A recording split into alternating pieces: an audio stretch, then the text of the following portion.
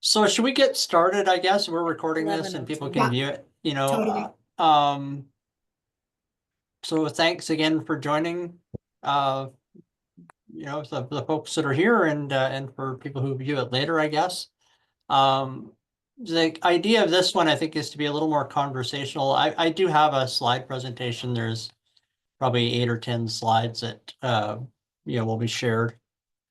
And so the idea for this presentation, do we routinely do land acknowledgements for these? Because I can do that too, for the Completely up to recording you. too. Some have, Yeah. some haven't. Yeah. So as we Yeah. begin, we'll acknowledge this discussion is being delivered on Treaty 4 lands, and some individuals may be present from Treaty 6 or viewing later from Treaty 6. These are the territories of the Nehewak, Anishinaabeg, Dakota, Lakota, Nakota, and the homeland of the Métis-Michif Nation. Um, I won't go into, I think we'll just be conversational. I'd say, posting questions in the chat or just interrupt me for those who are here. And that's how we'll deal with questions on this one.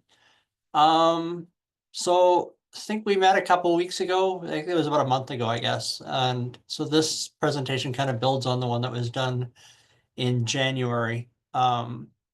And where we kind of just did the run through on privacy and access, and it's sort of the standard roadshow that I've been doing, which is more focused on LaFoIP, the Local Authority Freedom of Information and Protection of Privacy, Saskatchewan legislation. And I think coming out of that, there's some question around consent, around broad consent under the Tri-Council policy statements.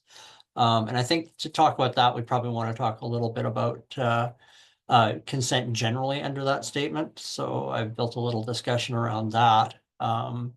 And cross-border data sharing also came up, and there's other questions that might arise. So that's kind of our agenda for today.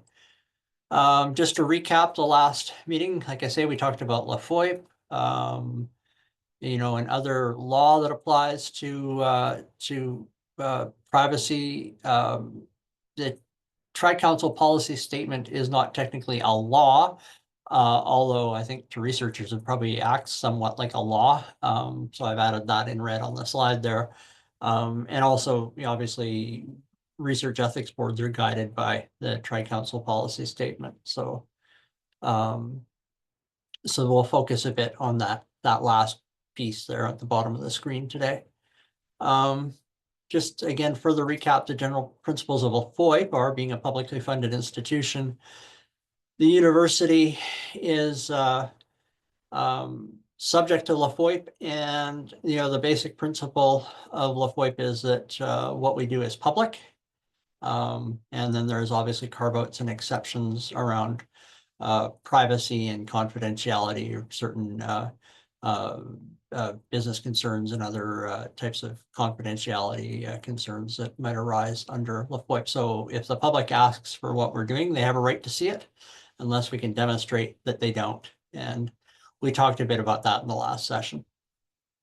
We also talked about consent, and we're going to get that more broadly.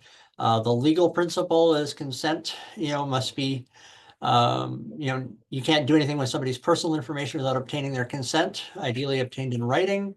But there are other ways of obtaining consent that can be a little more implied, or, obtained in other ways. The circumstances might dictate it.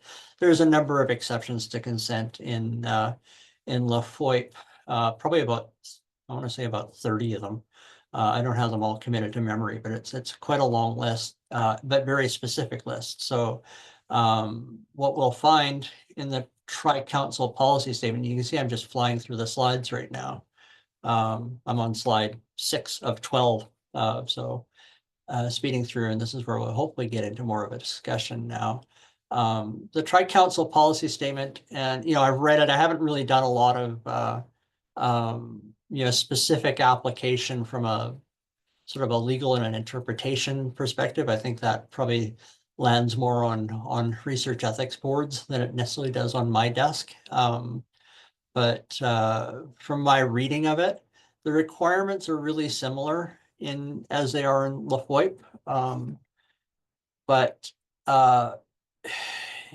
you know, in the sense of, you know, the sort of informed consent, TCP talks about free and informed and voluntary consent. It's broader. The application of the consent principles are broader than just privacy.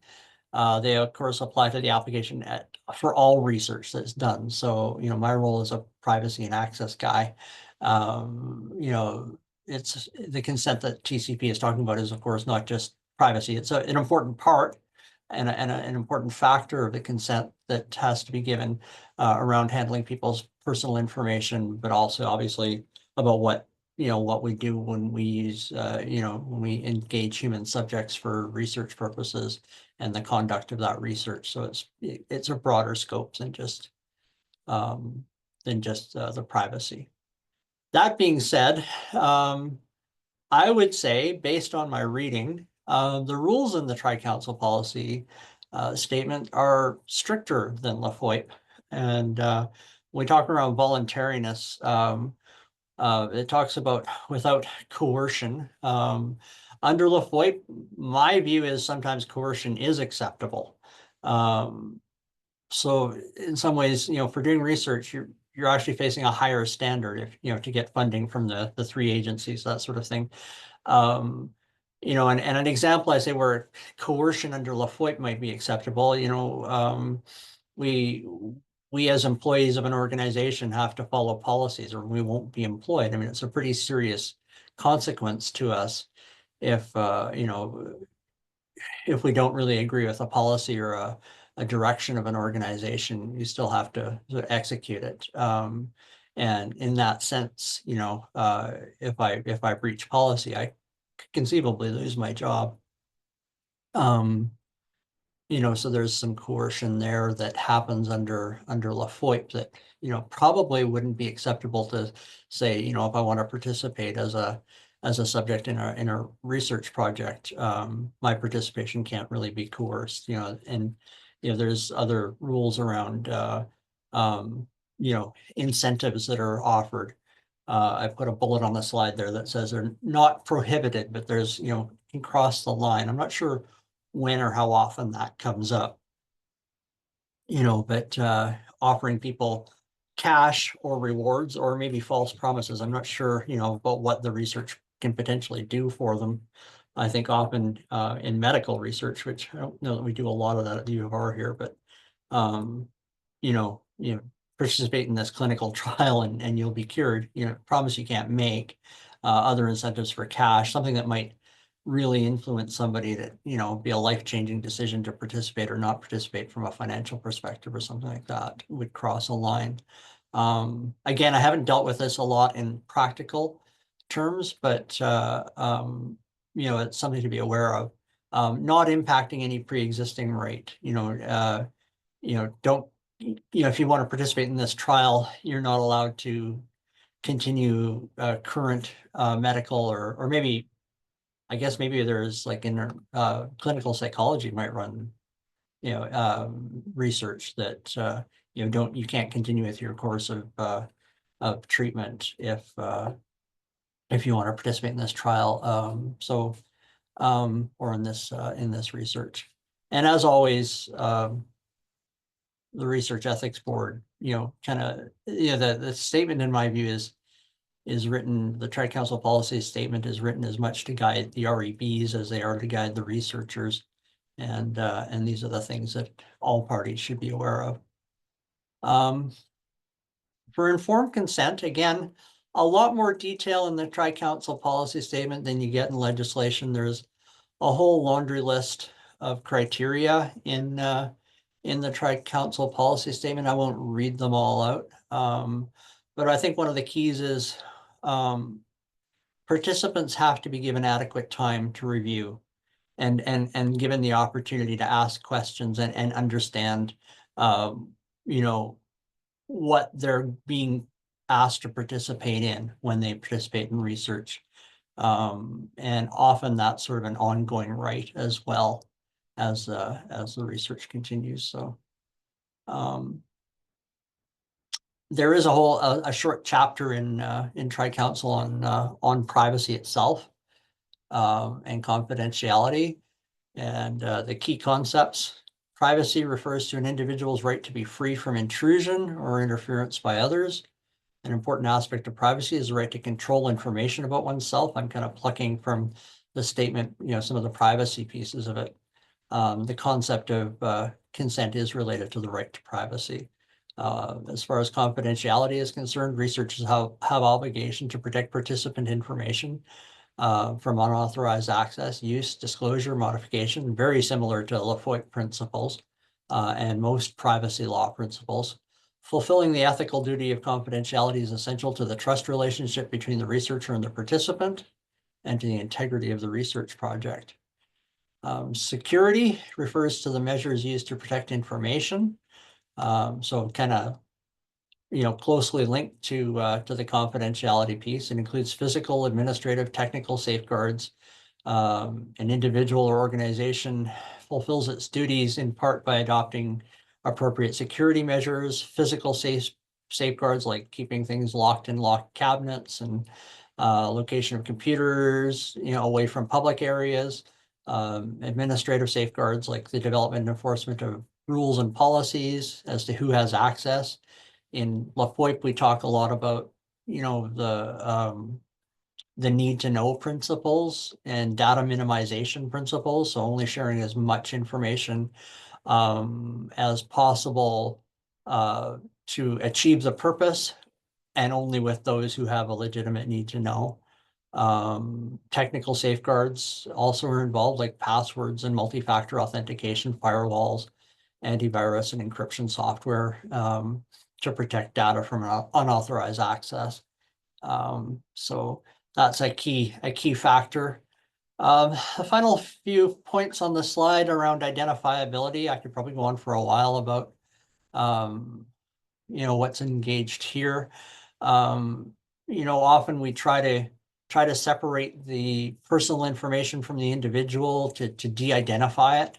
You need to consider whether information you're working with is identifiable or not identifiable. Can it be traced back to people, and take measures accordingly? Information is identifiable if it might reasonably be expected to identify an individual when used alone or combined with other available information.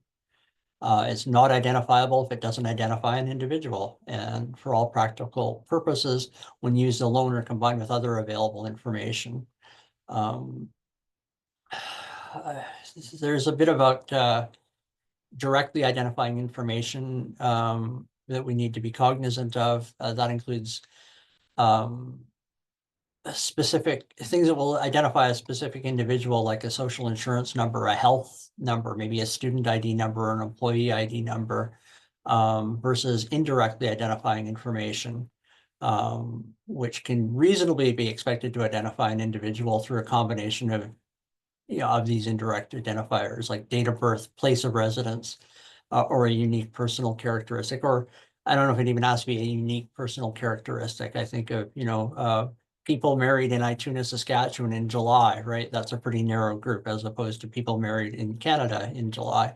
You have a broader group. If you narrow it down too much, it starts becoming a little too easy to pick out who that might be, or to figure out who that might be. The statement talks about using coded information and anonymized and anonymous information. Coded information, it takes where you try to de-identify somebody by assigning them, for the purpose of the research, a specific identifier code that you refer to that individual.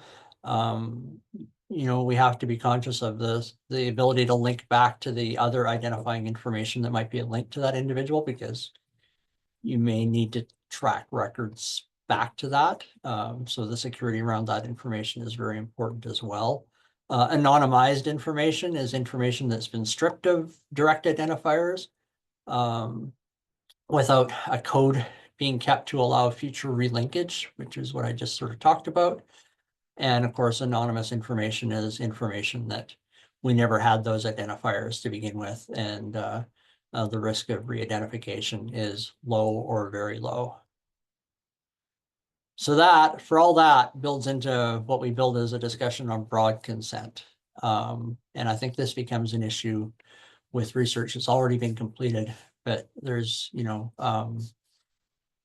research that can flow out of that research. So from the previous slides, we can see the results obtained from a research participant in the course of conducting research can become personal information about the individual from whom it was collected, like responses to a survey, reactions to a treatment or counseling technique. Sometimes researchers will want to use this information to conduct further research. Other researchers may want to use it as well. There's a number of criteria listed in the statement, or a number of sort of instances where maybe it's either to advance research like a next step, or maybe it's verifying research has already been done. These are all possible uses, or maybe even to just you're part of a multi-institution project and people are looking at different aspects of a larger research project. And the basic principle under broad consent is that the best consent is usually still direct consent for the specific research, and that sometimes can't be avoided. But sometimes, it's not always possible to get direct consent or practicable. Like you're not going to meaningfully be able to do it. Broad consent is based on consent where it's not practical to reobtain or update consent. So it must be contemplated at the time the original consent is given.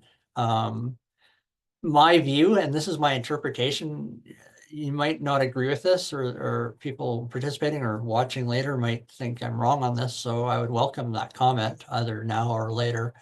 But I think, there has to be kind of a relationship. It must be somewhat foreseeable that if we do this research, it might lead to these results, and we'll want to look further into this. So as you're obtaining consent from someone for this broad consent purpose, you can kind of foresee this might lead to use of that individual's information for something else, and you need to inform those people that you might want to do that and gain their consent. Again, it goes back to voluntary and informed consent of the individuals. It's very stated very, very bluntly in the policy statement that, broad consent is not blanket consent. You don't have just an open license to just use an individual's information and consent for any follow-up research. So like I say, my view is that there has to be kind of a relationship from one research initiative or project or undertaking to the next for that broad consent being obtained for it to actually flow. So researchers always have to ask the question, is when I got that broad consent from somebody for follow-up research purposes or for sort of I don't know what you call it, an add-on initiative or research project,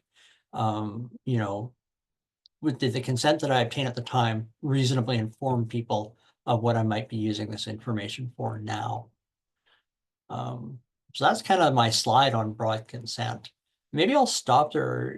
Anybody in attendance, is there any discussion on that, or is that, have I kind of covered that in a way that you thought? I mean, we have an hour, so I'm not good at using hands. Sorry okay, about my no problem. symbols. I could never find it on there. Sorry about that. I think from the research ethics board side of things, this is one of the most trickiest uh, issues these days. And partially what it is on the one hand, there's a real value seen to being able to reuse data sets, to not sort of burdening participants, right? So there is an Mhm. ethical context there.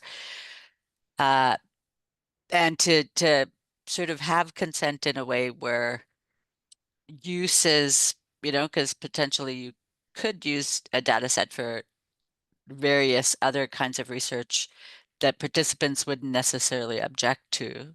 But you might Mhm. not know what all of those are at the time of getting that broad consent. So what we've generally been sort of stating is you want to kind of keep the parameter tight enough that you're doing research within a certain area.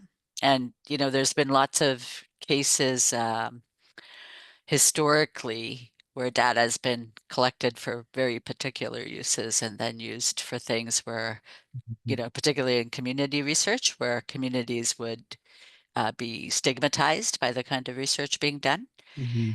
So, it's a tricky one. We actually, just FYI, are recommending to some of our researchers, because if you come back and then want to use the data for another purpose, that consent form is going to determine what you can use it for. Yeah.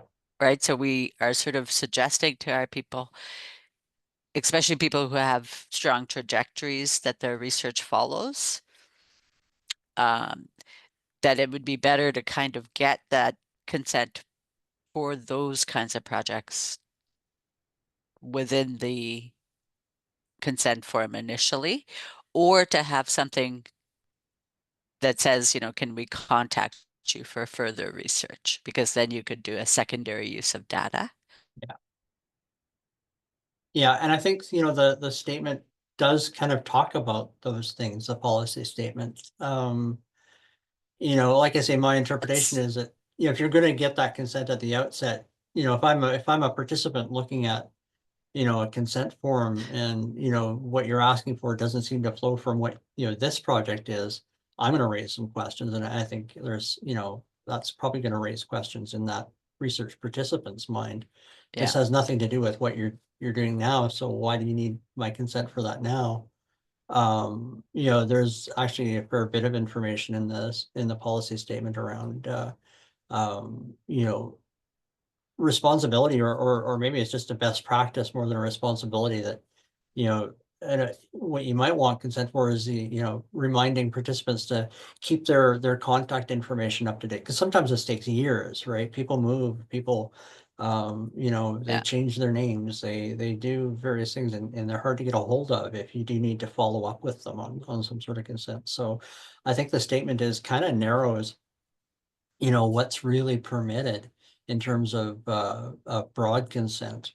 It sounds broad, but at times Although I wonder how broad it this is. is this, and it's a bit trickier, although we are seeing, like, I think it will be something that the universe, like, will have to deal with here at some Mhm. level and have some guidelines and things, especially with, um, we do have people that are interested in doing not just data repositories, but maybe Mhm. Mhm. sample repositories. And certainly with, like, clinical trials, that is Mhm. something pharmaceuticals are tacking on Yeah. to all of their studies, all of their clinical trials now. For the most part, like, there's a few that don't, but that they want to use any leftover samples for Yeah. unspecified future research. The interesting thing is you can consent to that, but Mhm. I certainly know, like, depending on the REB, they may even ask you to be clear that if Yeah. you're saying unspecified, you could be talking about chimeric research, which is like, Mhm. putting your DNA with Mhm. DNA from animals, or Right. right, like, um so, like, it's tricky because that is kind of the new, even data, um repositories, repositories, it's kind of where things are shifting. Mhm.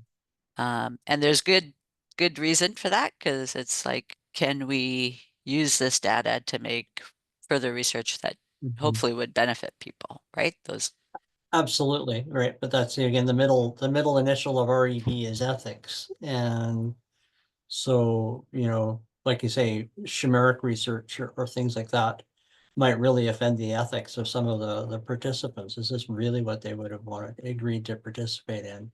yeah. And again, too, like you say, the data banks and the databases and that sort of thing for a lot of this information.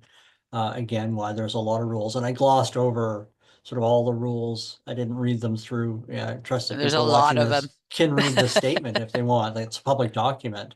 Yeah. So, but there's a lot of rules around. We did talk a bit about the data security that you're taking on and having those data banks and making sure you've got all that security around.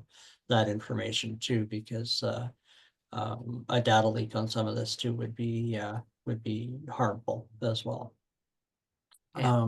So yeah, is there anything else like on broad consent that you think should be raised, or like I say, be as conversational about this as we can get here? And it's like you say, it's a tricky area because again, it's not blanket consent.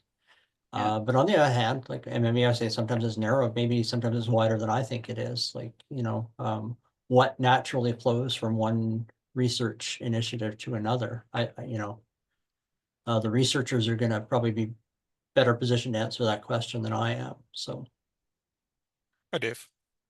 Question around research data management. So Tri-Council has a requirement to produce research data management strategies and committees at the institutional level. And the recommendation is that projects develop a research data management plan for each research project. The library presents lots of good resources for compiling a research data management plan, and the goal being how to treat the data, where it will be stored, what the life cycle of the data is, who owns it, how it will be secured over its lifespan.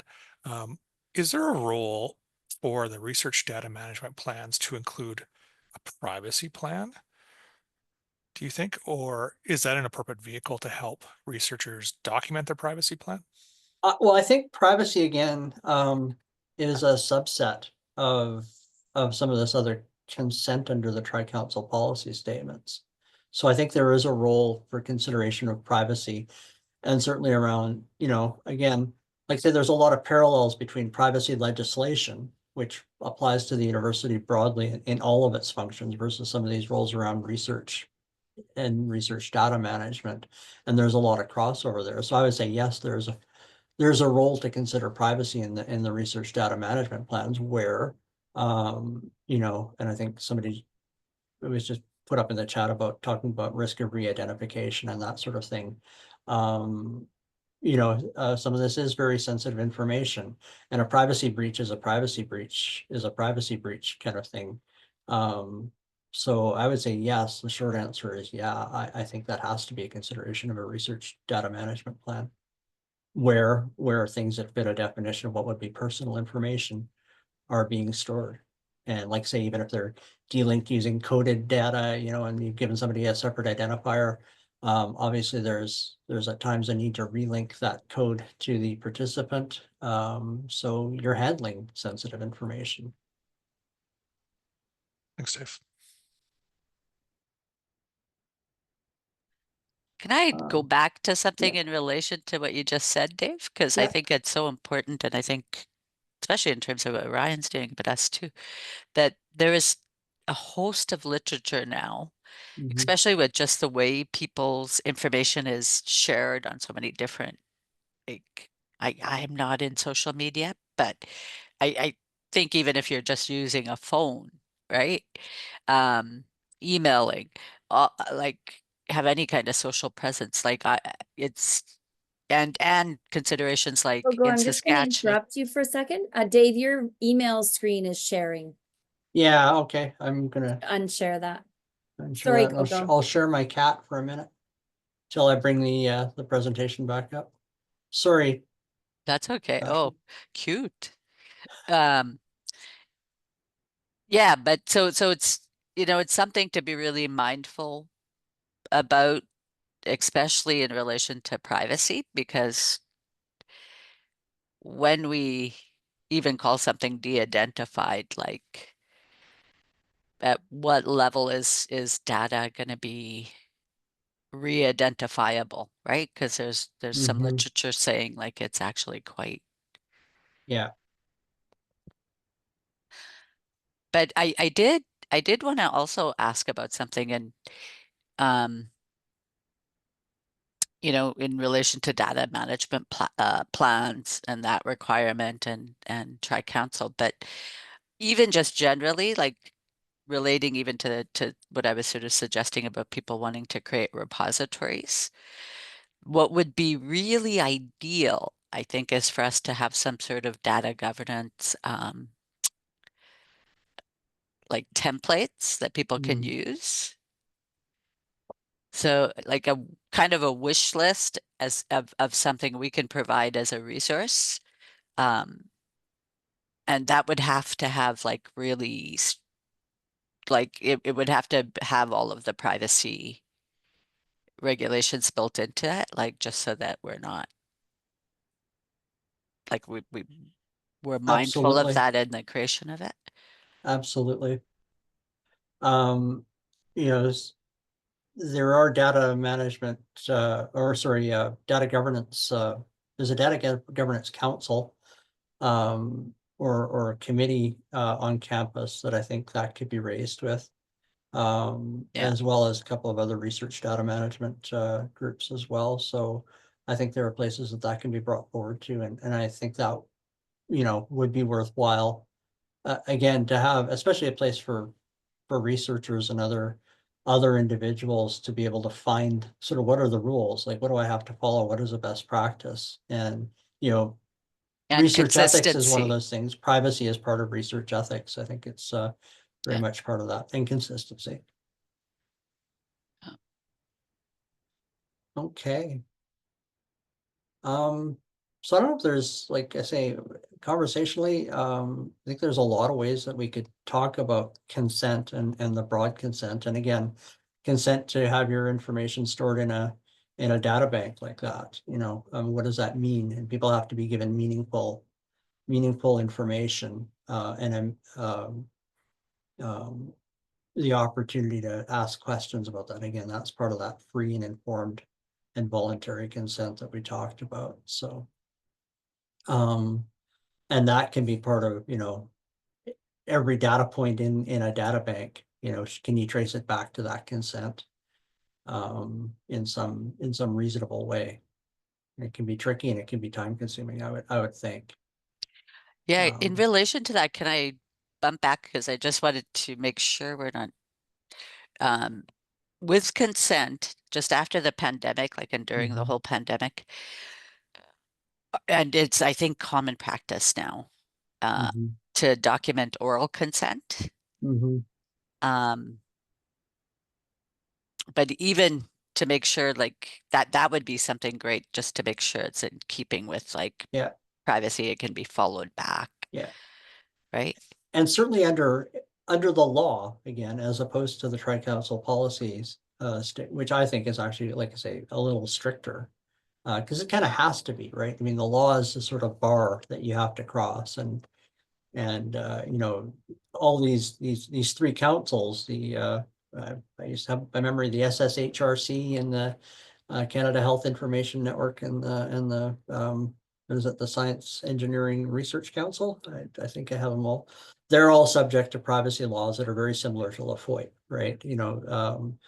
They're public bodies. I'm not sure. I haven't gone looking. Like, they're all subject to the Privacy Act, and they'll have the same principles around consent and around what data can be used for. So again, the Tri-Council, their statement kind of takes the law and goes a little further, which is, sort of, I generally think from what I've read, if you're compliant with the Tri-Council policy statement, you'll be compliant with the law, right? So that is comforting to know. But at the same time, putting it into practice, I think has challenges. So don't know if we want to move on yet. I did have a slide or two here on cross-border data sharing. I think that was a topic that came up and is a sensitive one, especially maybe in the current political environment. But this actually does have some linkages back again to consent and what might be required under the tri-council statement, and certainly under the legislation. Cross-border data sharing under privacy law is allowed. But again, I think it does come down to consent. It's actually, you'll even see statements from some of the regulators. I've listed the Canada Privacy Commissioner and SASC Information and Privacy Commissioner guidance. They both have issued very brief kind of guidance documents on the subject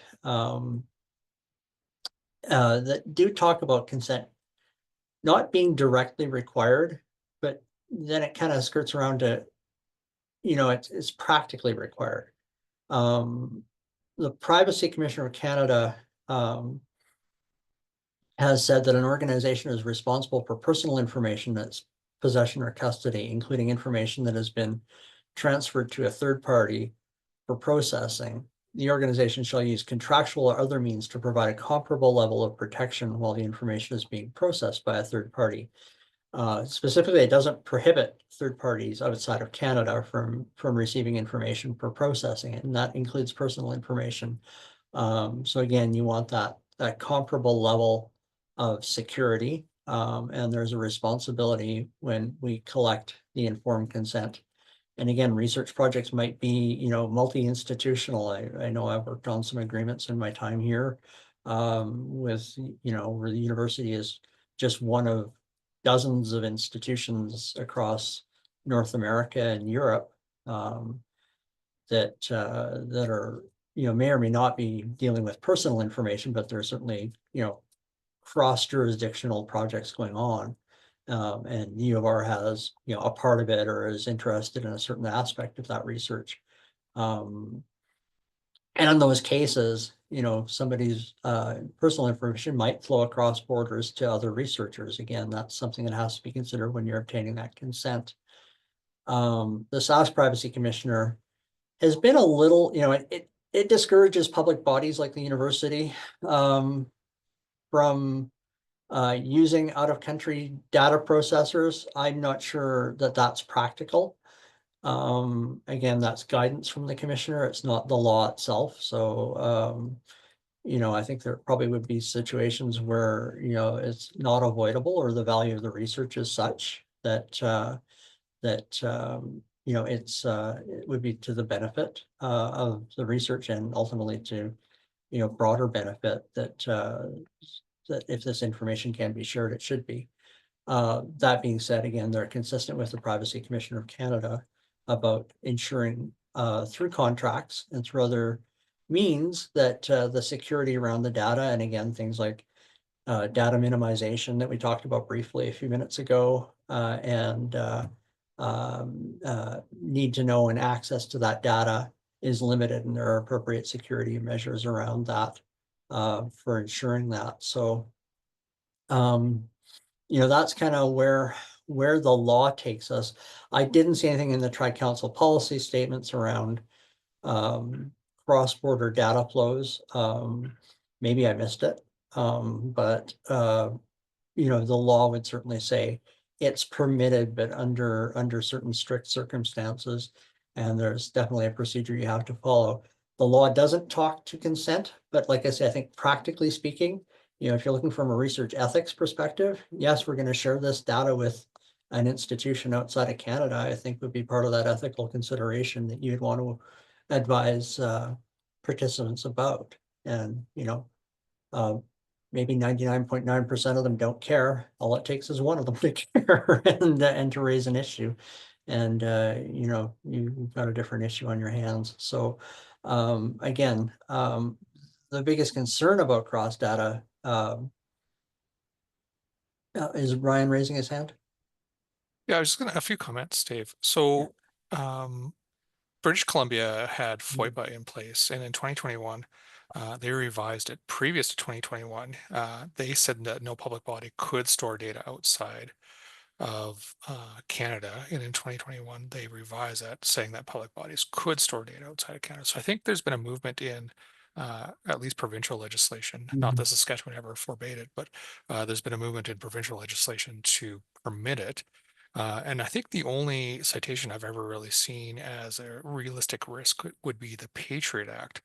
But even having done some privacy impacts on the Patriot Act and some research into it, it indicates that it's been used very sparingly and is not a very likely outcome of storing data to be subject to the Patriot Act in the States. So is that a fair comment? Is that a fair citation? I think it is. And Yeah. again, I think, there's a culture that goes way back to when the Patriot Act was first brought in following September 11, 2001. That, we don't want to store data in the United States. And, because it was broad legislation that basically gave the US government the right to look at anything. And that is sort of the broad concern around cross-border data sharing. It's not just the United States. And the principle behind, I guess, it's not a prohibition on cross-border data sharing, but the principle behind being very cautious about it is more that, when data leaves Canada, a foreign government, like, an institution in another country or a company, an organization in another country is subject to the laws of that other jurisdiction. And so, I suppose it's a little less control. I mean, I think the British Columbia government, like you could say, well, if I share it with a Quebec or organization, that'll be subject to Quebec privacy law. That might be different than British Columbia privacy law. But it's still sort of domestic in the Canadian sense. It's kind of the way I explain it. Like I said, there's not a prohibition. And I think over time, especially from the evolution of that Patriot Act concern, is it's probably just not practical, right? I mean, just in the way that data gets managed and, with cloud computing, particularly, where are these servers these days, right? So I think that the risk is, it's just about making people aware that this is what's happening. I'm not really as expert on, what the approach the US government has used to date in terms of the actual invocation of Patriot Act, provisions that, whether they're just going and availing themselves of anything or they're being very selective. I'm less familiar with that than what you just mentioned, but it's always a risk that a government could decide, we make the laws and we'll start accessing this information. So that is why it's not so much a prohibition, but there's caution around it and certain steps that should be taken. And part of that is making people aware, and again, like I always make the joke that, people will say, well, I don't want my data, to cross borders, and then they go home at night and they order a bunch of stuff on Amazon, and and they're just sending it across themselves. That being said, it's not up to our institution to make that decision for them. You mentioned a bunch of steps and some due diligence required Yeah. to document where that data might be going. Is the privacy impact assessment or research projects, is that a feasible thing to suggest to researchers? I know there's certainly limited capacity to execute on privacy impact assessments, but Yeah. what's the recommendation to researchers to help them document where that data might be resident? Well, the law would say anytime you're doing something that involves using personal information of individuals, and as an institution, that you do conduct a privacy impact assessment. Our local privacy commissioner has given us a template document that is extremely repetitive and cumbersome. Sorry, that's this is quote, and maybe somebody from YPC will see this. I don't know, but I don't find it manageable, even from the sort of the technology sort of initiatives that have happened in the few years that I've been here. I don't find that template document is manageable in a direct use. We've tried it, and it is in depth and lengthy. But I think the key is that you've made some consideration as to where this data is going to go and what structures are around the transfer of that data. And that's why the advice is usually make sure that certain items are covered in the contract you have with a foreign, I'll use that term, a foreign data processor or recipient, so that you can say that, even if there are laws in that jurisdiction don't necessarily support it, there's at least a contractual commitment from that organization, whether it's another institution or a private company, where they're committing to protecting that data and observing some of those principles. And again, there's a bit of a laundry list of criteria there. But there's lots of also sort of boilerplate agreements that can be used that will fulfill those requirements. So that's probably what my office exists for, Ryan. Mhm. You know, is to try to do those consultations. I know, you know, there's been some questions to make sure that, you know, that we have the right provisions in our template agreements. And certainly I'm always willing to review those. Thanks, Dave.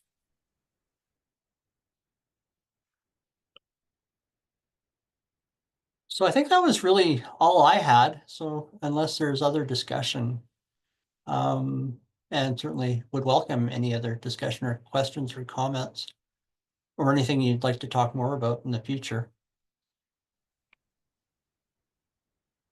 Cross-border data sharing is, you know, it's got a history of being, you know, sort of a taboo. I don't think that's really true. You know, as Ryan said a minute ago, you know, the BC government shifted. I think that's kind of probably a practicality issue. Like I say, the SASCO IPC, the guidance document that I looked at, and the only one that I found that they've issued on it actually does say that Saskatchewan public organizations should avoid cross-border data sharing and transferring for processing outside of Canada. Frankly, I don't think that's practical. So I think you do have to look at those other steps and make sure that parties are committed to treating the data with respect and the appropriate security and sensitivity.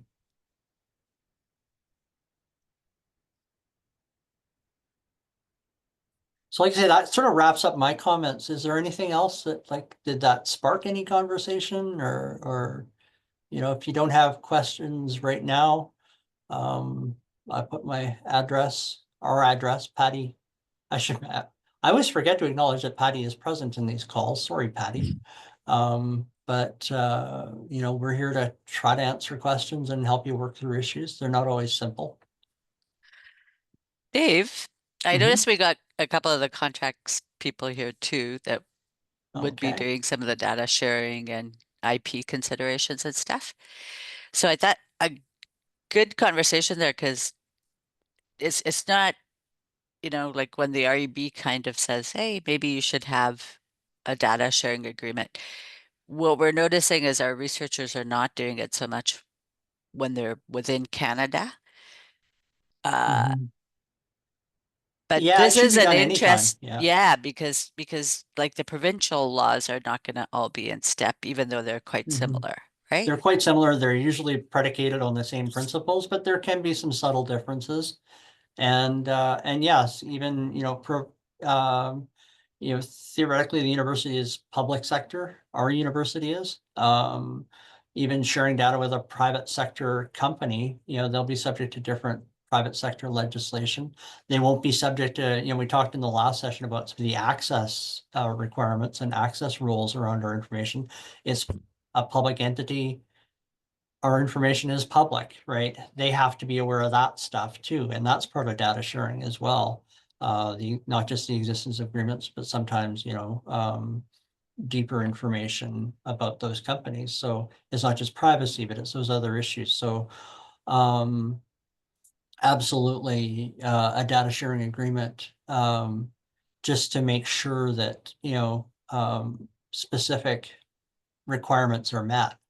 And they might be repetitive to what's in the legislation, but it never hurts. And the recommendation is to do it. And the recommendation from privacy commissioners is to always do that if you're sharing outside your own organization.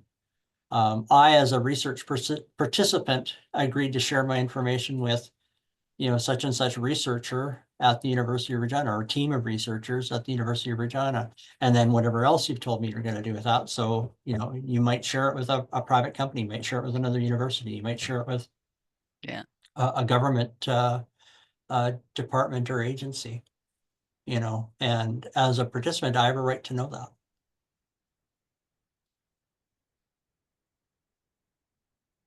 Yeah, I think we definitely need more outreach in relation to that, just Mhm. to point out the benefits. I don't know if Anam and Saurabh have anything to say in relation to that, but people see it as a roadblock as opposed to that's something you put in place to assure you are Mhm. clear.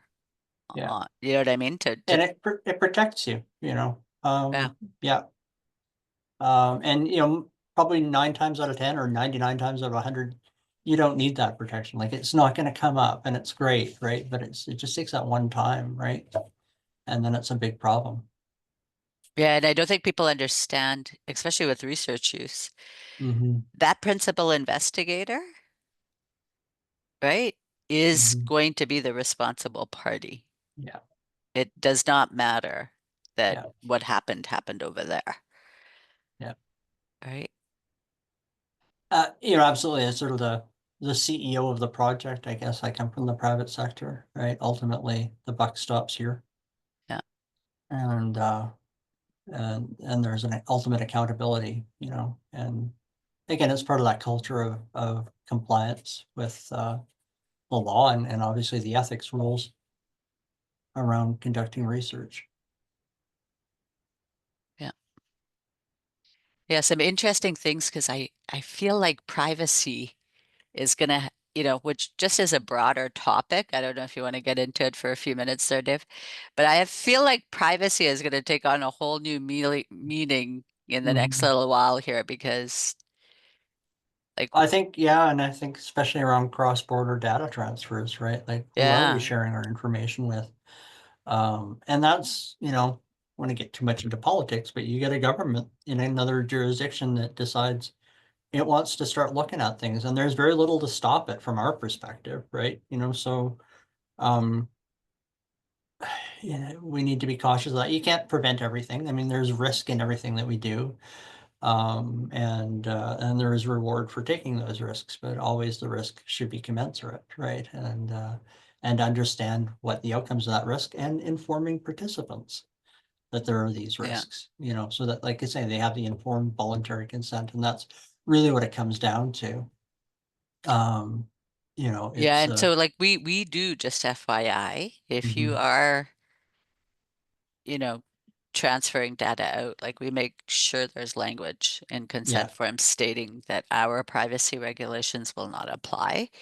yeah, The researcher will do their utmost to assure that what is in the confidentiality section of the mhm, consent forms will be followed, but you can't guarantee that, right? mhm.